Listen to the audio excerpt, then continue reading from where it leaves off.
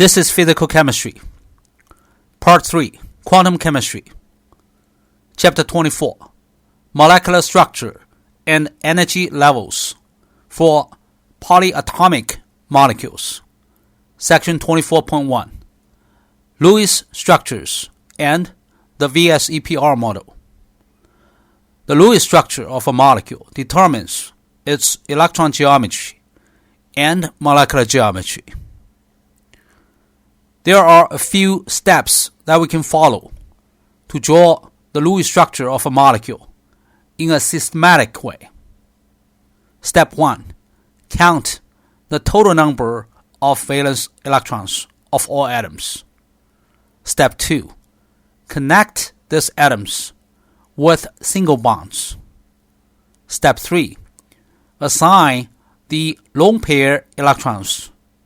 First, to atoms with higher electronegativity, and then we go to the atoms with lower electronegativity. Step 4. Make double or triple bonds if necessary to achieve an octet structure for carbon, nitrogen, oxygen, fluorine, and some heavier elements. Step 5. Check for resonance structures, in particular the ones with fewer formal charges. The Lewis structures with fewer formal charges are preferred. So let's look at one example. Sulfur trioxide. Sulfur has 6 valence electrons. Each oxygen has 6 valence electrons. Therefore, we have 24 valence electrons. And now, let's put sulfur in the middle and draw a single bond between this sulfur and each of the 3 oxygen atoms. And then, we have 24 minus 6, 18 electrons left. The 6 are used to make 3 single bonds. Now, we need to assign the electrons, the remaining 18 electrons, to the atoms with higher electronegativity. In this case, oxygen atoms. So each oxygen gets 6 lone pairs to form an octet structure. The number of remaining electrons is 0 now. 18 minus 3 oxygens and 6 electrons for each oxygen. Now we have each oxygen atom surrounded by 8 valence electrons. But at this point, sulfur is surrounded by only 6 valence electrons. Therefore, we will have to make at least one double bond. So what we do is we allow one lone pair from one of the 3 oxygen atoms to become a sulfur-oxygen pi-bonding electrons. And now we have 1 sulfur-oxygen double bond and 2 sulfur-oxygen single bond. And in this case, sulfur has a formal charge of +2. And each of the 2 singly bonded oxygen has a formal charge of -1. Well, how do you compute the number of formal charges? It's pretty simple. When you see a bond, splits the bonding electrons in 2 halves. One half goes to sulfur. The other half goes to oxygen. So now, if sulfur is surrounded by 1 double bond and 2 single bonds, we assign a total of 4 electrons to sulfur. In a free sulfur atom, there should be 6 valence electrons. Now it has only 4. Therefore, sulfur has a formal charge of +2. If you look at a singly bonded oxygen, and again, it's forming a single bond with sulfur. So we assign one of the 2 bonding electrons to the oxygen. And that oxygen also has 6 lone pair electrons. Therefore, in total, we assign 7 electrons to that singly bonded oxygen. there are 6 valence electrons in a free oxygen atom, and therefore the formal charge of the singly bonded oxygen is -1. Now we can check for resonance structures. Sulfur can form 1 double bond, or 2 double bond, or even 3 double bonds with the oxygen atoms. So in this case, when sulfur forms 3 double bonds with the 3 oxygen atoms, the formal charge on sulfur is 0. Why?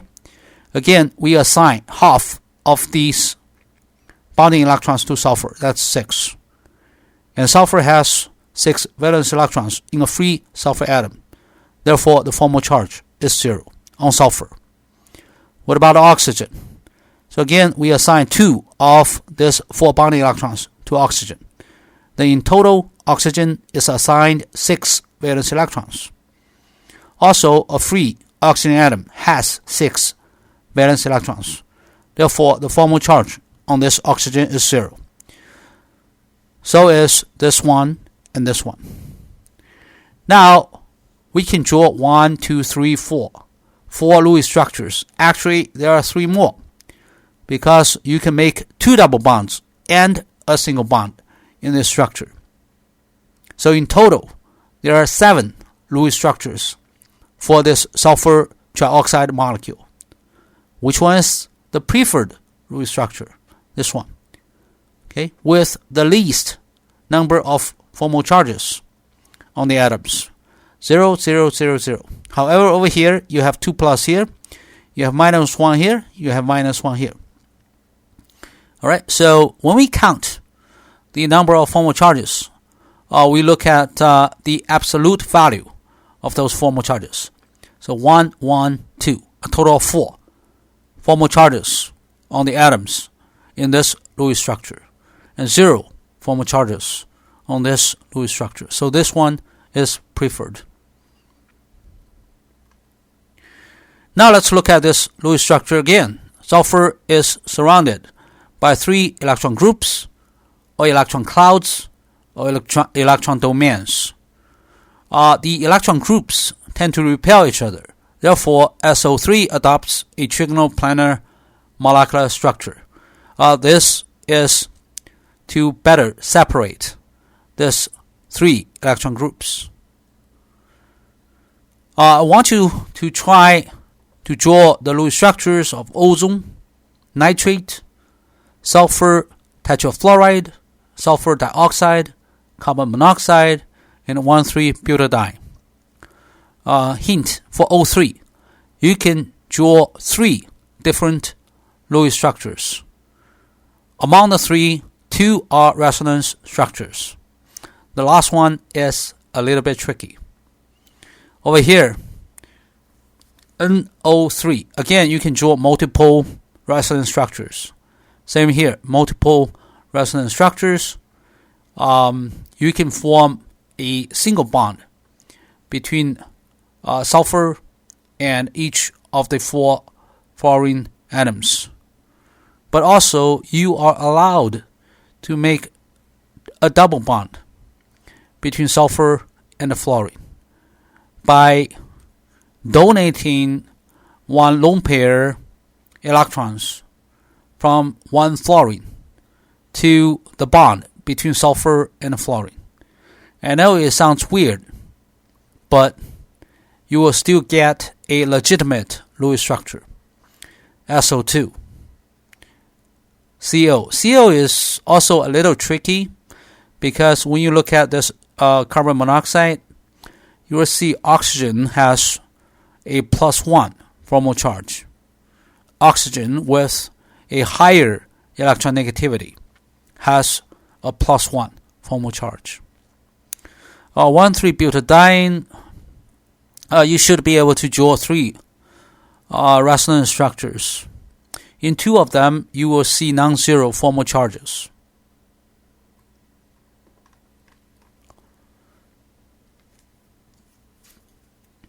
After you draw the Lewis structure of a molecule, then you can easily determine the electron geometry and the hybridization of the center atom. So we can look at the number of electron groups or domains, or sometimes we call that electron dense areas or electron clouds. You just count the number of the electron groups that surround the central atom. If you have 2 electron groups, it's linear. The hybridization of the central atom is sp. 3 groups, trigonoplanar, sp2. 4 groups, tetrahedral, sp3. 5 groups, trigonobipyramidal, sp3d hybridization. 6 electron groups, octahedral, and you have sp3d2 hybridization. There might be exceptions, but they are rare. Okay, so usually if you have 2, 3, 4, 5, 6 electron groups, the hybridization is sp, sp2, sp3, sp3d, and sp3d2 respectively. Now, how do we determine the molecular geometry given the electron geometry? It's pretty simple. We have only 2 electron groups, and there's no lone pair electrons. The molecular geometry is the same as the electron geometry. It's linear. And actually, same here in this column. If there are no lone pair electrons, the molecular geometry is the same as the electron geometry. Exactly the same. Linear, linear. Trigonoplanar, trigonoplanar. Tetrahedral, tetrahedral. Trigonobipyramidal, trigonobipyramidal. Octahedral, octahedral. What if you have lone pair electrons? So in this case, let's say we have 1 lone pair. And then the molecular structure is bent.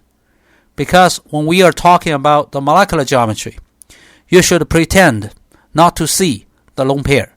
So just hide this, it's bent. Tetrahedral, hide this, you have trigonopyramidal. You hide 2 lone pairs, well, then you have bent. Let me give you 2 examples. Ammonia, water. Now over here, you have 5 electron groups. If there's only 1 lone pair, put it here, you have seesaw or sawhorse. Why do we put it here, not here? Well, if we put the lone pair electrons in the axial position, and then you will have this lone pair electron form 90 degrees angle with 3 single bonds. So that causes more repulsion than in this case. In this case, this lone pair forms only 2 90 degrees bond angle. Okay, this one is 90, this one is 90. So 90, 90, 120, 120. But if you put this lone pair here, well, it's going to form 3 90 degrees. Okay, 90 degrees is a small bond angle, which results in large electron-electron repulsion. Okay, now what if we have 2 lone pairs? We put one here, and then this is T-shaped. 3 lone pairs, 1, 2, 3. Now you get a linear. So this molecular geometry is linear. This one is linear. But if you look at the electron geometry, okay, they are quite different. This electron geometry is linear. This electron geometry is trigonobipyramidal. Now let's look at octahedral.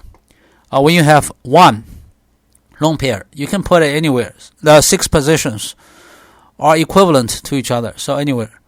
This molecular geometry is square pyramidal. Well, what if you have 2 lone pairs? You try to separate these 2 lone pairs because lone pair electrons have a stronger ability of repulsing other electrons. So in this case, we put 1 lone pair on the left, 1 on the right. The molecular geometry is square planar. What if you have 3? Well, 1, 2, 3, and then you have T-shaped. What if you have 4 lone pairs? Well, it's going to be linear again.